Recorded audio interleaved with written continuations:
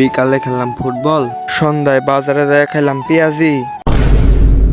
Hello guys, আসসালামু আলাইকুম। আশা করি আপনারা সকলেই ভালো আছেন এবং কি আমি অনেক বেশি ভালো আছি। তো বিকালে বাসা থেকে বের হলাম মাঠের উদ্দেশ্যে। আজকে একটা ফুটবল ম্যাচ ছিল আমাদের গ্রাম এবং আমাদের পাশের গ্রাম। মাঠে যেয়ে দেখি সবাই রেডি হয়ে বল ছড়াছড়ি করতেছে। তো মাঠে যাওয়ার কিছুক্ষণ পরেই খেলা শুরু হয়ে গেল। যেহেতু আমি গোলকিপার পজিশনে খেলি, তো আজকে ক্লাব ছাড়া গোলকিপিং করতে গিয়ে হাতের আঙ্গুল গেল মচকিয়ে। তাই তো ম্যাচ শেষ হওয়ার আগেই উঠে বললাম মাঠ থেকে উঠেই রওনা দিলাম বাড়ির উদ্দেশ্যে।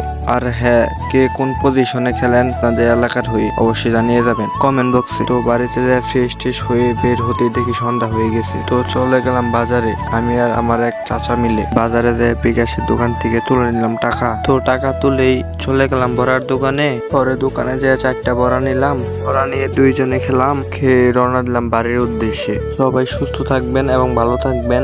এই ভিডিওটা এখানে শেষ। আর হ্যাঁ, লাইক কমেন্ট শেয়ার ফলো করে পাশে থাকবেন। দেখা হচ্ছে নতুন কোনো ব্লগে। আল্লাহ হাফেজ।